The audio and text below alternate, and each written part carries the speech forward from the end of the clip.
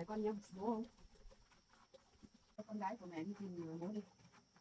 Ông thích thì ông lên mà thải con đi ăn là con cho con gái lên vợ hầu nha, con gái ông ấy. Ông không ăn thì thôi, giờ ta chán cần ông nhá, tôi chả cần nhá.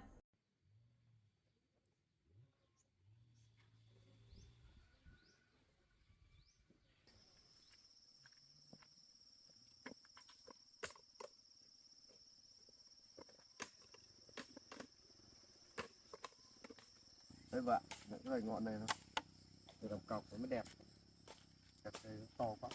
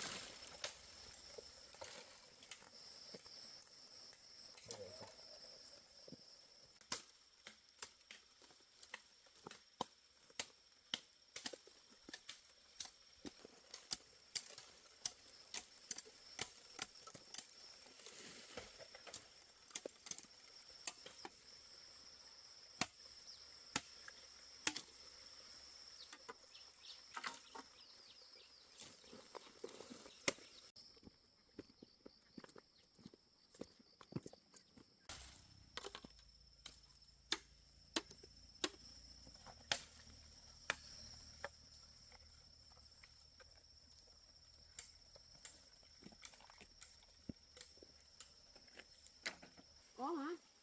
Có. Nhưng mà chặt sắp đủ rồi đây, đã được một đống rồi rồi.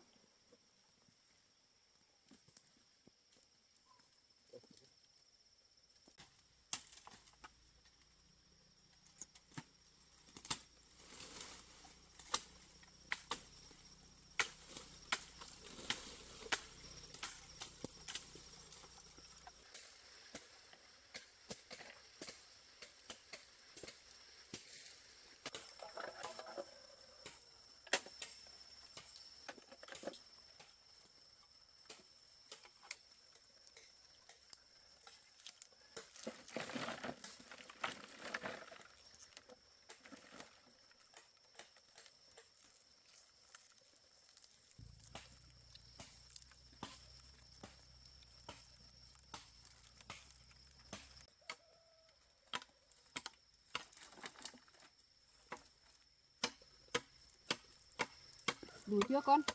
Cọc này. Cũng đủ rồi mẹ. Ừ. Khá nhiều rồi. Nhìn này con nhìn bác đi về này.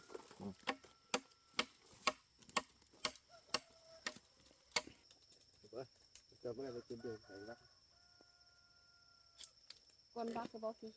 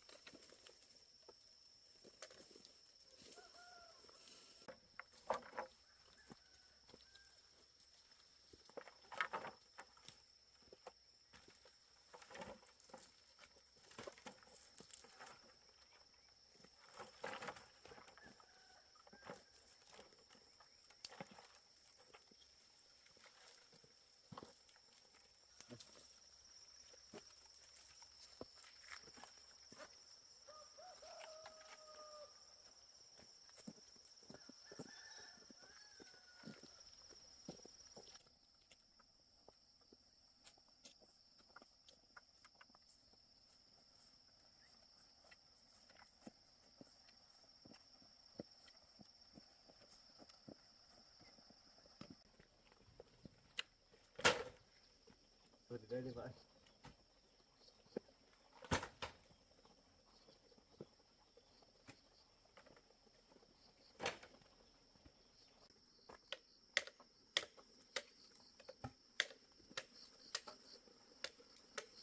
Vậy, em chặt này nhá, anh chặt lỗ đó.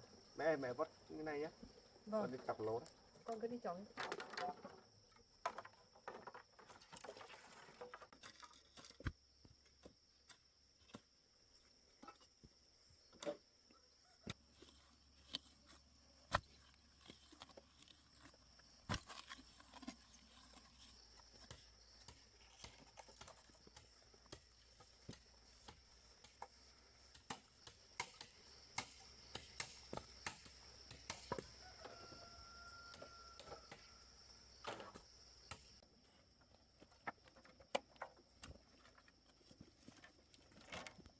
Thế vậy cắm thử xem.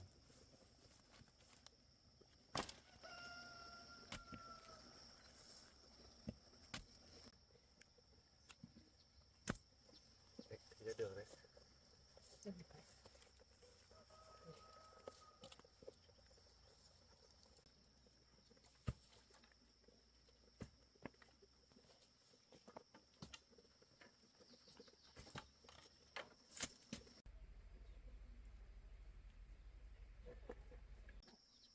Vợ, ra kia đi kéo lưới thử. Mẹ đi kéo lưới thử xem đi.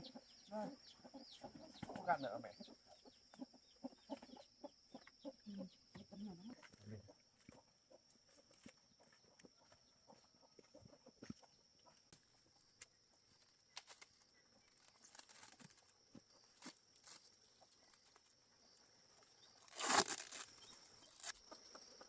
Dạ vậy.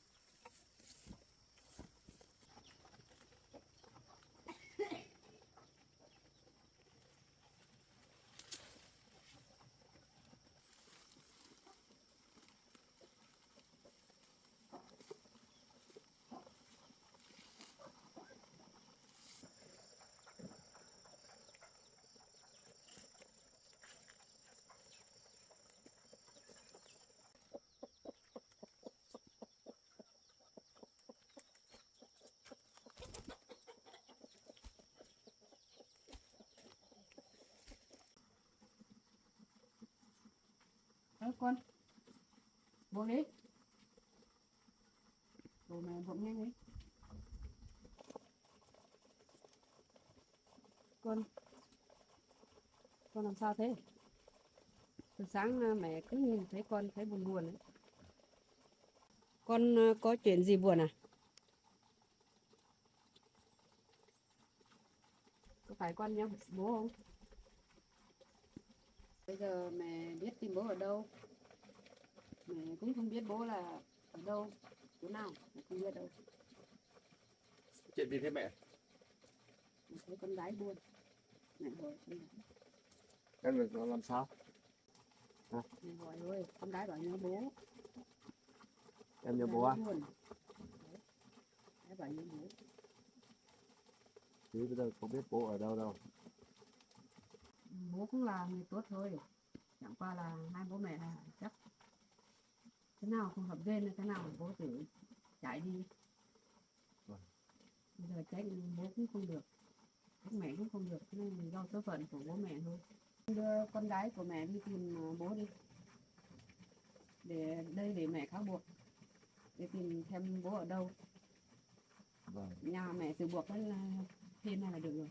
Dù sao cũng là bố của vợ con, làm phải đi thăm, không thì cho con gái buồn thế này mẹ cũng không thấy vui đâu. Vâng mẹ. Con về cứ đưa con gái của mẹ đi tìm xung quanh mấy thôn ở ngoài kia, xem có thấy bố của con không. Vâng. Thôi để mẹ nhà nhé. Vâng. Con đưa vợ con đi. Rồi con cứ đi đi. Đi vợ. Mẹ từ bộ đây cũng được rồi. Em. Con gái đi tìm xem có thấy bố không nhá. Vâng mẹ. Anh về tìm hai mẹ con tôi làm gì? Bây giờ làm cho con gái tôi buồn, không có tình trạng mà hổ tôi làm việc. Suốt ngày lúc nào cũng thấy buồn. Giờ tôi không biết làm sao, tôi phải bảo con gái đi tìm anh ấy.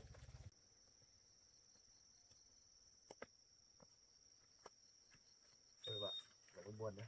Anh như đưa vợ đi tìm. Giờ sẽ thấy bố thôi.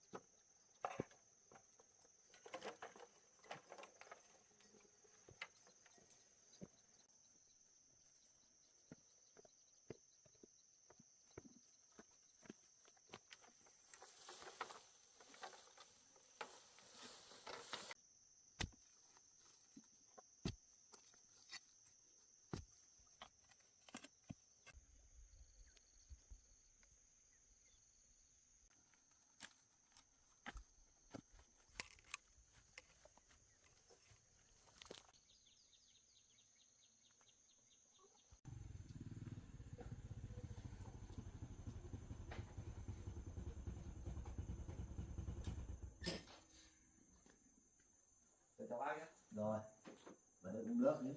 Vâng. Rồi, ngồi vào đây uống nước. Dạ thôi bác ạ. Bác cháu hỏi nhờ chút, ở khu vực này có ai tên là Trung không nhỉ? Khu vực này, cái làng này không có tên chung, cháu ạ. À thế ạ. À, Ông ấy nó đi làm bị lao động ấy, bị tai nạn lao động, bị liệt thân dưới rồi. nếu xe thế lăn. ở đây không có đâu, cháu ơi. Cái làng này không có người tàn tật, quẻ như thế đâu, cháu ạ. Vâng, mà ông đấy À. cũng có tuổi rồi, tầm khoảng 50 tuổi gì đấy. Nếu thế cũng không có. Thế cái Vâng. làng trên có không nhỉ bác nhỉ? Cái đấy là cháu cứ đi vào hỏi xem mới biết được. Không biết đâu, cũng không quen ai đâu. Không có người như thế đâu. Cháu ạ. Dạ vâng, cháu cảm ơn bác nhé. Không Cháu đi có luôn gì. bác ơi. Rồi. Vâng.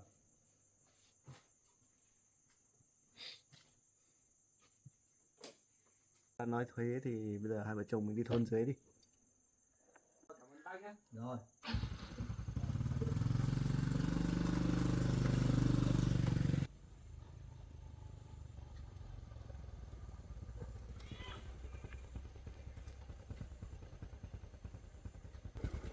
Cái đường to này xuống dưới thì đi số xã ở dưới rồi, thì cái đường trên này thì còn có mấy thôn ở trong này, hay là vợ chồng mình đi vào mấy thôn trong kia xem trước đi.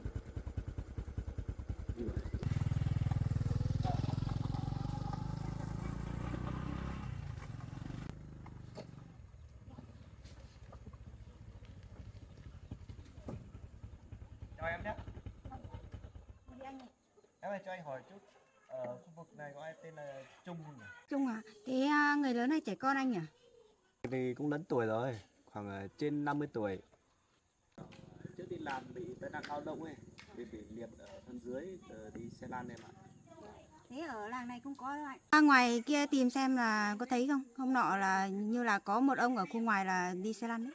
Vâng, thế anh cảm ơn em nhé. Vâng, anh Vâng. chị cứ ra ngoài xem có ai như thế không? Vâng. Vâng.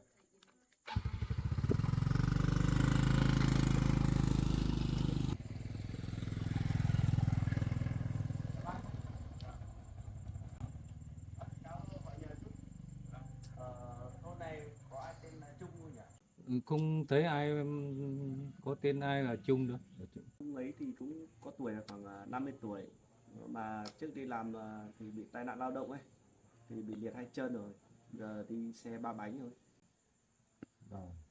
Ở thôn này có đứa cháu là đúng như thế. Vâng. Nhà ở bên kia, bên ngoài. Bên ngoài kia nữa ạ? Dạ. Dạ vâng, thế cháu cảm ơn bác nhé. Vâng.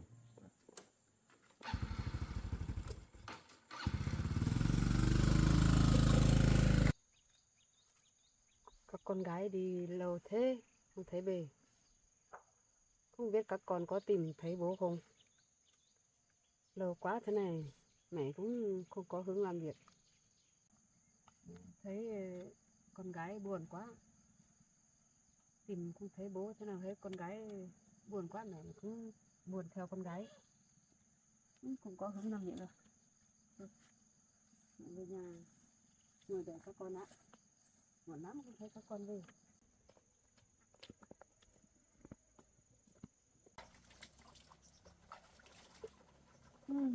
Buồn quá không thấy con gái, hai vợ chồng con gái về.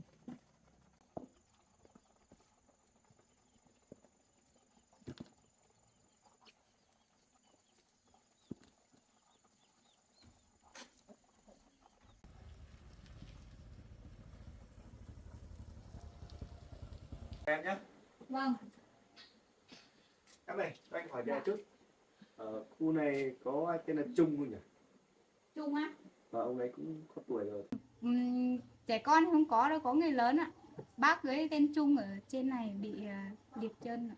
Rồi, anh đang cần tìm người đấy.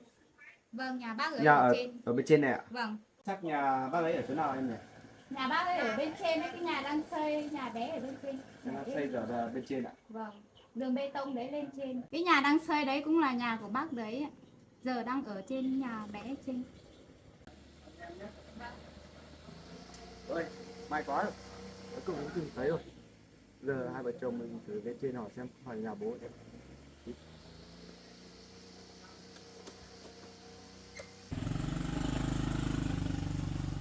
Hai vợ chồng trẻ đi tìm ông đấy, ông liệt đấy làm gì?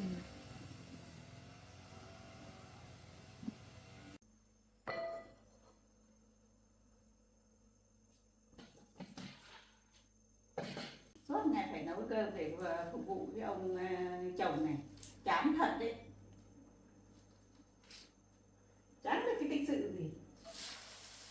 Trước thế này á, trước khổ thế này còn đâu tôi mới lấy ông này. Những cái số tôi khổ quá mà. Lúc ngày đi làm về còn phải cơm nước bưng bê hầu hạ ông ấy.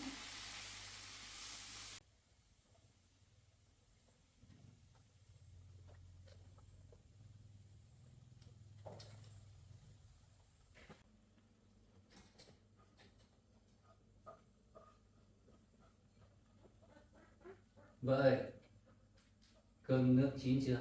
Anh đói lắm rồi. Ăn. Tôi đi làm về mệt sắp chết rồi. Còn phải cơm nước cho ông nữa. Đói phải dám mà chịu. Ngồi đấy mà chờ.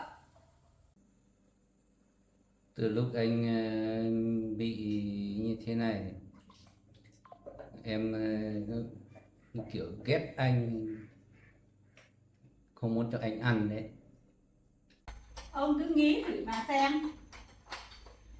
Tôi đầy thứ việc. Sao các ông đi vào bờ cả mà bảo bờ cả nấu nước cho ăn, bưng nước cho. Suốt ngày bắt tôi hầu hạ suốt thế này. Tôi chán lắm rồi đấy. Mấy đứa thì tôi chả ở đây để hầu ông đâu. Đáng thợ này bao giờ mới xây được cái nhà này cho đây. Xong rồi trốn đi ở riêng không ở cái cảnh này chán lắm rồi, chán lấy đến tận cổ rồi. Hầu hạ ông mấy năm nay vợ cả thì chẳng thấy đâu, lúc nào phải vợ cả cơ, thương lắm cơ. Con cái thì chả thấy về hầu ngày nào, các con gái thì là quý lắm cơ. Tiền nong thì cứ đem đi cho con gái, mua vàng cho con gái, mua cho vợ cả. Còn tôi hầu ông thì được cái gì? Sao không bảo vợ với con để chăm sóc ông?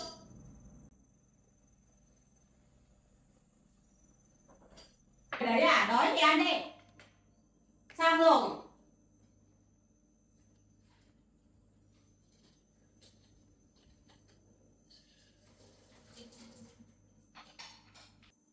Sao hôm nay em nấu thức ăn ít thế? Ít cái gì mà ít? Thế là nhiều lắm rồi đấy. Tiền non đâu, ông đem đi cho con vợ cả với con gái rồi. Tiền đâu để đi mua thức ăn, đòi ăn cái gì nữa. Như thế là tốt lắm rồi. Mai kia đi vào vợ cả mà đòi ăn nhá. Con gái nữa.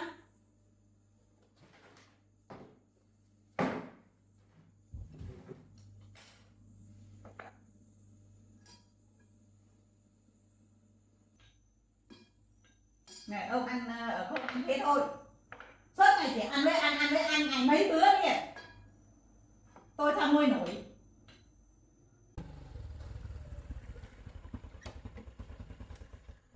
Vậy, sẽ là nhà này. Đúng rồi vợ, mình chậm gì đó còn sẽ làm. Đúng rồi vợ.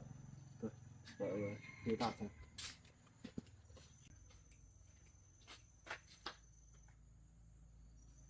Ông ăn thì ăn đi, còn kia ít à? Thế sao ông cho tôi còn không cho ăn bây giờ?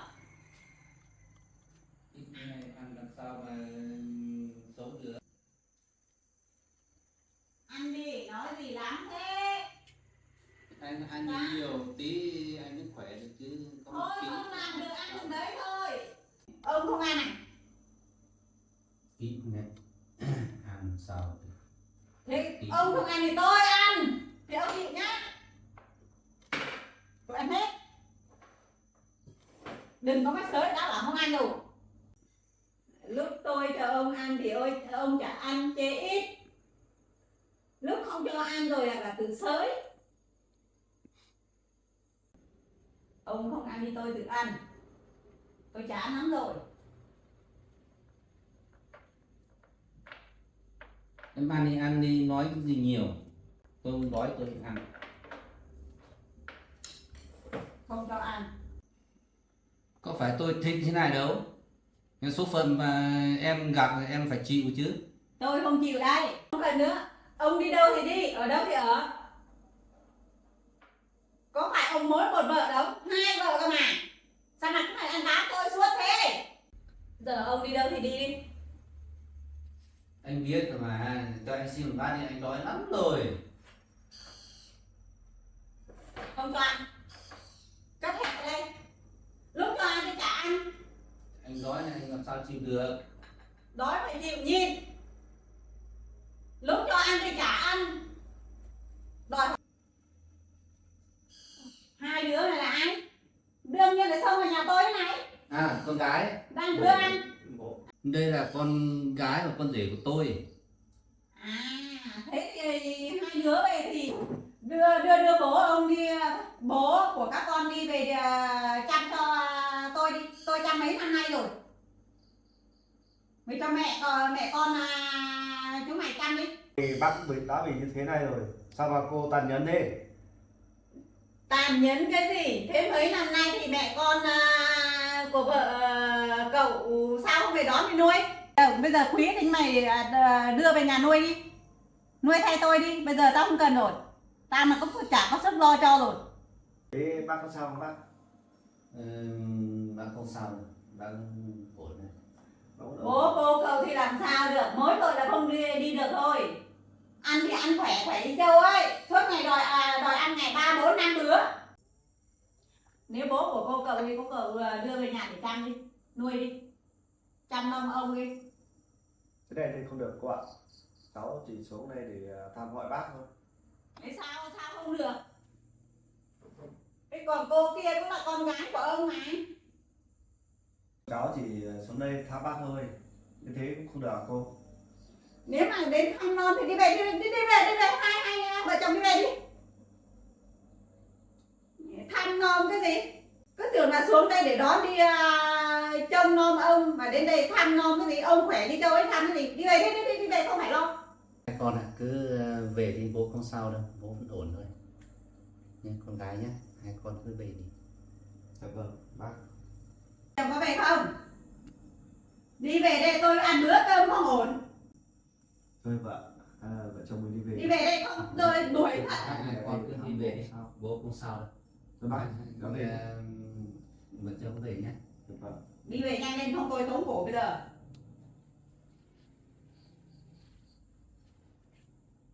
Ăn bữa cơm không ổn. Ông ăn đây. Tự dưng chắc là ông gọi cho con gái gì, tự dưng đang bữa ăn được con gái để xuống đây. Ăn không ngon. Ăn đi. Đây, ông ăn đi. Ăn hết đi.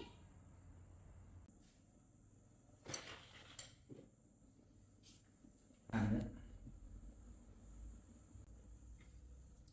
Làm sao mà số tôi lại khổ thế này chứ. Anh cứ nghĩ là bố ở dưới này thì được hạnh phúc. Anh thật không ngờ. Hai vợ chồng mình về đi. Hôm nào anh lại đưa vợ xuống thăm bố nhé.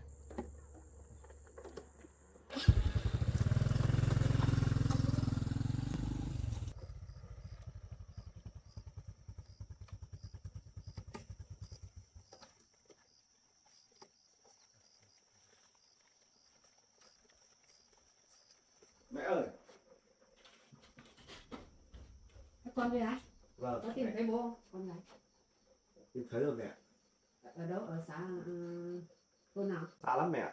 Cách mình ở đây ít 3 thôn này cơ. Xa lắm à? Vâng. Thế bố xuống ăn ở thế nào con? Bố sống nhưng mà con thấy vất vả lắm. Nói chung thì bà đấy nó độ ác lắm. Hai vợ chồng con đi lúc đấy thì ta ăn cơm nhưng mà bà vợ không cho bố ăn đâu.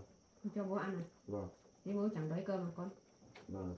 Thì lúc đó con hai vợ chồng con vào thì bà mẹ vợ của bố ấy, thì đuổi hai vợ chồng con về.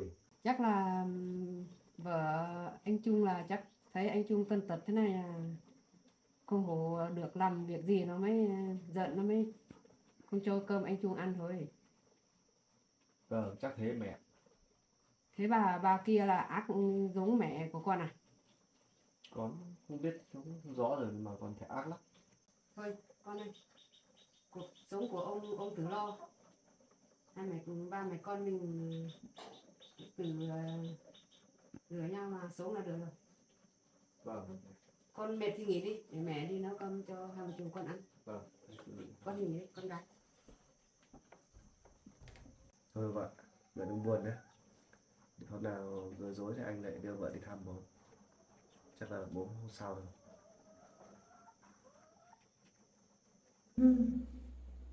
Bây giờ thì còn 25 ngày thôi. Bây giờ sắp hết hạn rồi, người ta bị cắt nợ nó 1 tháng. Nhưng mà ông nào kiếm được một tí là ăn hết rồi. Thôi, giờ chắc là phải đi tìm kiếm tiền thôi. Không đi là không được. Có mấy 25 ngày sắp đến rồi. Thôi, chắc là phải đi tìm việc gì mà làm, đi kiếm tiền thôi. Thôi, đi. Thôi, đóng cửa.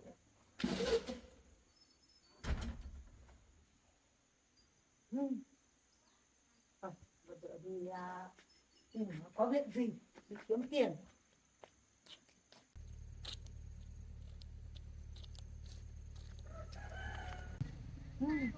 Không biết họ có cho làm không? Đi xem đã.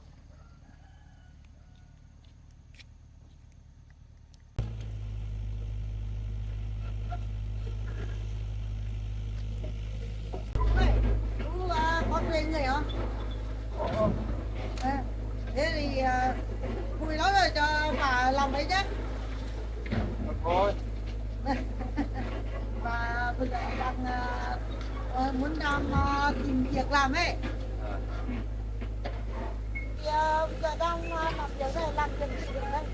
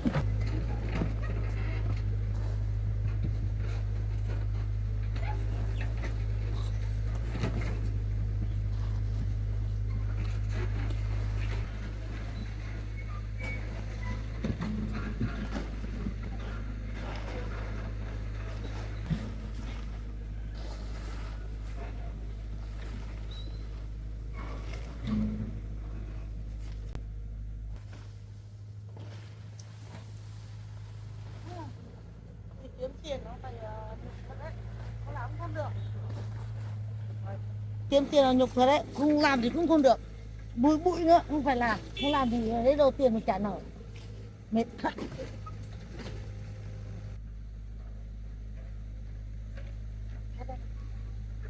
Nợ thì nợ nhiều. Biết trước thì thế thì không đi nợ, không đi vay nữa. Bây giờ thì làm của mình, còn không làm được. Tiền phải đủ giá nợ.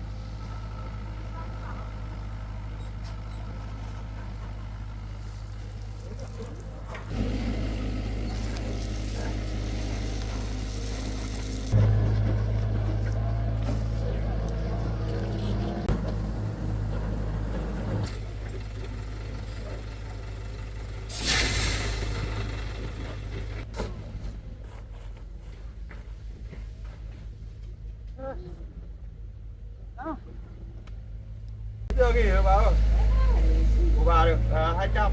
Vâng, cảm ơn nhá, cảm ơn cháu. Làm cả ngày mới được 200.000. Lúc nào mới đủ trả nợ đây? Ây, đi về thôi. Xứng quá.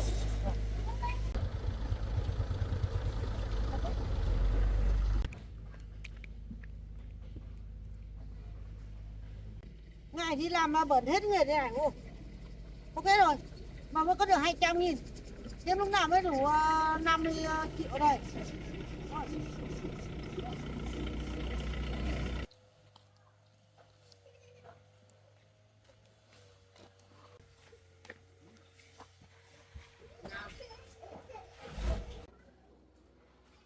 Nuôi rồi. Ô, thật đấy. Ô, chết thôi. Ô, làm con mang này, thật đấy. Ô, cả tiền cũng bận hết rồi này.